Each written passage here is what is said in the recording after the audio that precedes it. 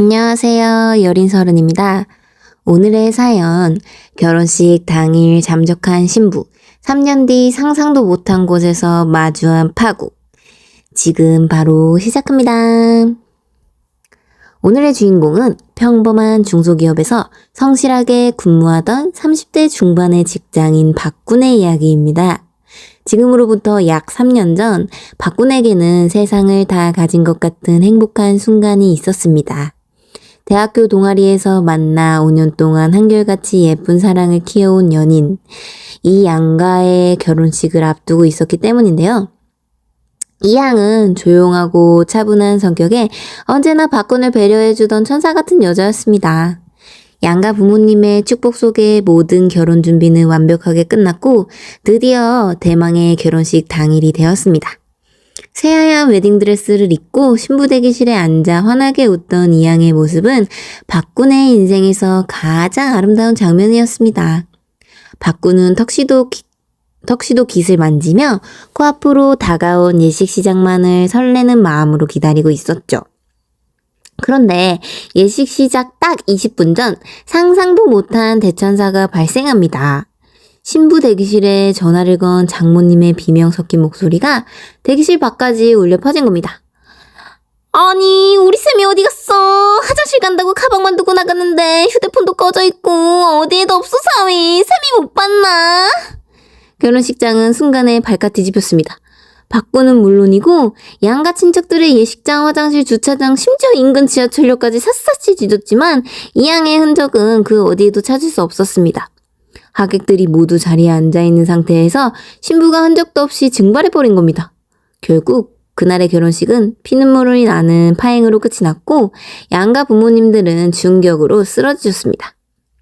박군은 정신 나간 사람처럼 실종 신고를 하고 몇 달 동안 이 양을 찾아 헤맸습니다. 하지만 경찰 조사 결과 이 양은 결혼식 당일 미리 준비해둔 대포차를 타고 공항으로 이동해 해외로 출국한 정황이 포착되었습니다. 더 충격적인 것은 이 양이 결혼 준비 과정에서 박군과 공동 명의로 개설했던 신혼집 전세자금 대출 통장에서 무려 1억 원의 현금을 미리 인출해 잠적했다는 사실이었습니다. 사랑했던 여인에게 완벽하게 사기를 당하고 버려졌다는 비참함, 그리고 평생을 약속한 사람의 배신감에 박군은 꼬박 3년이라는 시간을 지옥 같은 불면증과 우울증 속에서 보냈어요.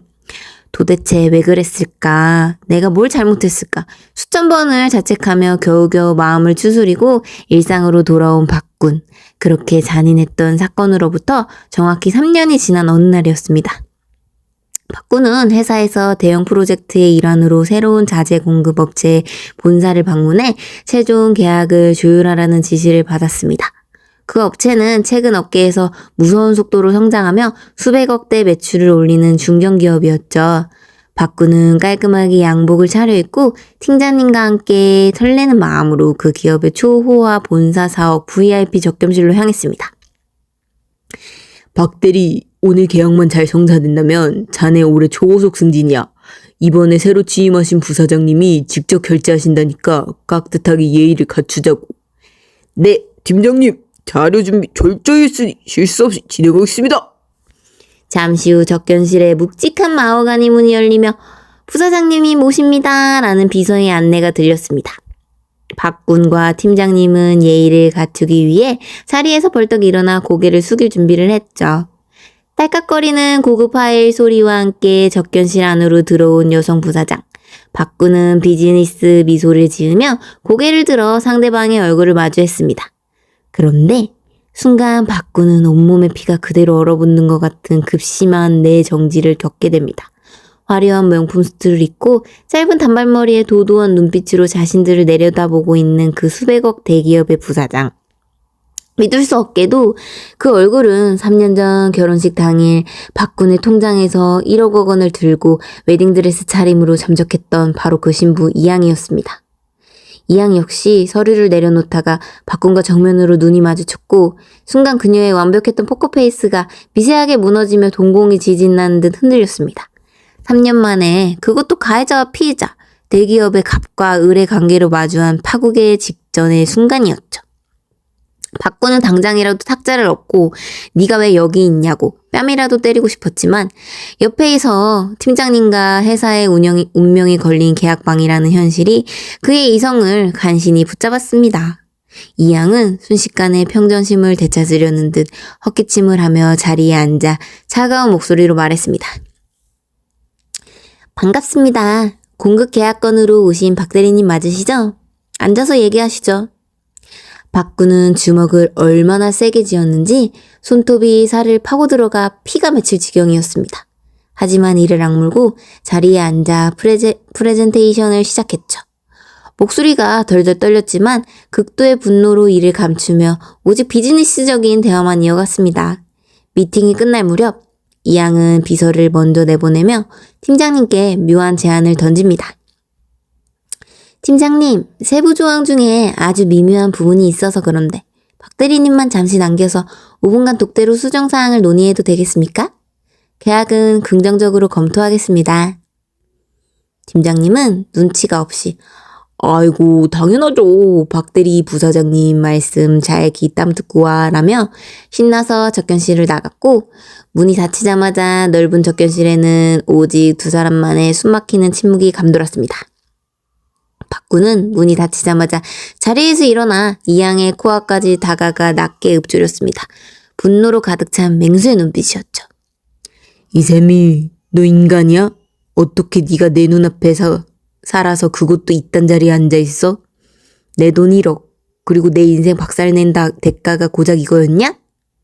박군의 폭발적인 분노에 이양은 예상외로 처연한 눈물을 흘리며 충격적인 고백을 털어놓기 시작했습니다. 미안해 민우씨. 하지만 나도 어쩔 수 없었어. 3년 전 우리 아빠가 도박빚으로 사채업자들에게 끌려가 장기 적출 직전까지 갔어. 당장 현금 1억이 없으면 아빠가 죽는 상황이었단 말이야. 그때 내 손을 잡아준 게 이 기업의 회장님이었어. 빚을 다 갚아준다는 조건으로 회장님의 아픈 지체장애인 아들과 호적상 결혼해서 수양딸교 며느리로 이 회사에 들어오게 된 거야. 결혼식 날 도망치지 않으면 사채업자들이 직장까지 찾아와서 널 죽이겠다고 협박했었어. 널 살리려면 내가 악마가 되는 수밖에 없었단 말이야. 이양의 입에서 나온 이야기는 그야말로 막장 드라마를 능가하는 충격적인 진실이었습니다. 자신을 배신한 줄만 알았던 여자가 사실은 가족을 구하고 자신을 지키기 위해 재벌가의 비밀스러운 거래에 응해 스스로 지옥을 걸어들었다 갔다는 이야기였죠. 이 양은 명품 가방에서 서류 봉투를 하나 꺼내서 박군에게 건넸습니다. 그 안에는 당시 인출했었던 1억 원의 이자까지 보탠 2억짜리 수표와 함께 이번 프로젝트의 독점 계약서가 들어있었습니다. 이걸로 내 재가 씻기지는 않겠지만 평생 숙제하며 살게. 그리고 이 계약 내가 부사장 직권으로 네 공로로 전적으로 밀어줄게. 회사에서 성공해 민우씨. 그게 내가 바라는 유일한 속죄야. 결혼식 당일 잠적한 신부가 3년 뒤 수백억 대중견기업에서 부사장으로 나타나 털어놓은 이 잔인하고도 막장 같은 실화의 결말. 과연 어떻게 되었을까요? 박구는 접견실을 나와 한참 동안 차 안에서 폭풍 오열했습니다. 원망과 분노, 그리고 진실을 알게 된 뒤 밀려오는 묘한 슬픔과 허탈함이 뒤섞인 눈물이었죠. 박구는 결국 그 이양이 준 2억 원을 고민 끝에 전액 이양의 이름으로 사채 피해자 구제 단체에 기부해버렸습니다. 돈으로 그녀의 과거를 용서하고 싶지 않았던 거죠.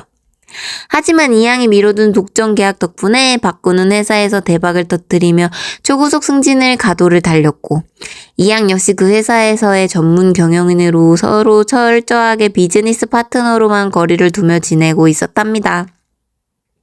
가끔 공적인 자리에서 마주칠 때마다 두 사람은 아무 일도 없었다는 듯 악수를 나누지만 서로의 눈빛 속에는 평생 지울 수 없는 3년 전의 파국과 비밀이 흐르고 있겠죠? 구독자 여러분, 정말 현실은 때로 드라마보다 더 지독하고 막장 같습니다. 내 옆에 있는 가장 가까운 사람이 어느 날 갑자기 사라진다면 거기에는 우리가 감당하지 못할 거대한 진실이 숨어 있을지도 몰라요. 오늘 사연이 심장을 쫄깃하게 만드는 몰입감을 드렸다면 구독과 좋아요, 알림 설정 부탁드리고요. 여러분 주변이나 아는 사람 중에 역대급 잠적이나 막장 반전설이 있다면 댓글로 마구마구 남겨주세요. 지금까지 여린서른이었습니다. 감사합니다.